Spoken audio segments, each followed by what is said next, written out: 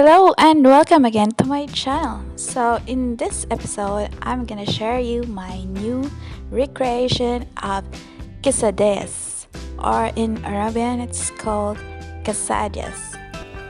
But before anything else, if you're new to this channel, please don't forget to subscribe and hit the bell notification for more updated videos. So this tortillas recipe is one of the easy and peasy mixed cultural dish that I have made so far. So Arabian quesadillas or Mexican quesadillas, so they are just quite the same, but I'm gonna share you my version, which is quite different. I'm gonna give it a Filipino style version. So, yung pinakaunang ginawa natin dito ay nag-fried lang ako ng potato and I slice it very thinly. Next naman ay nagisa tayo ng sibuyas at saka bawang. Antayin lang na mag-brownish and then ilagay na natin yung ating leftover chicken. So, we can use the fresh or leftover chicken dito. At lagyan natin ng mga pampalasa gaya ng sweet paprika, black pepper powder, chili powder, salt, and mix it well.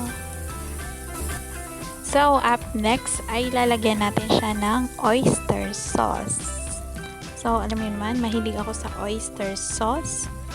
So hindi kompleto ang aking recipe pag walang oyster sauce.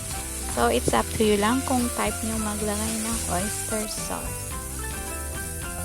So, ayan, it's ready na.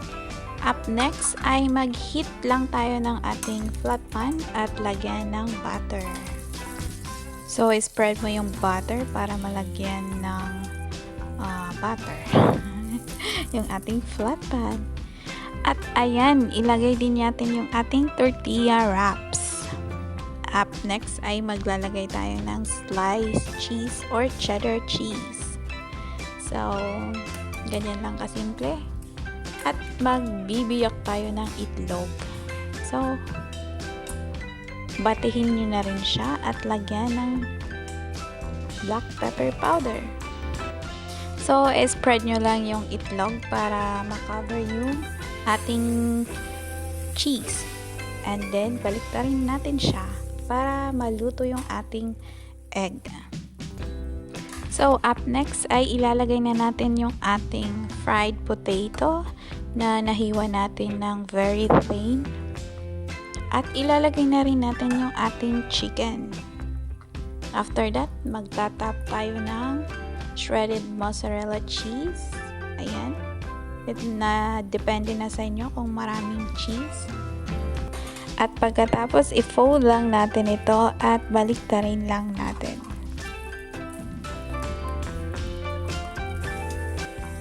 So, ayan, naluto na siya. And now, it's ready to eat. And for me, I like to eat this with a cup of coffee. So, ayan, natatakam na naman ako. So, I hope you enjoy our video for today and I hope na meron kayong natutunan.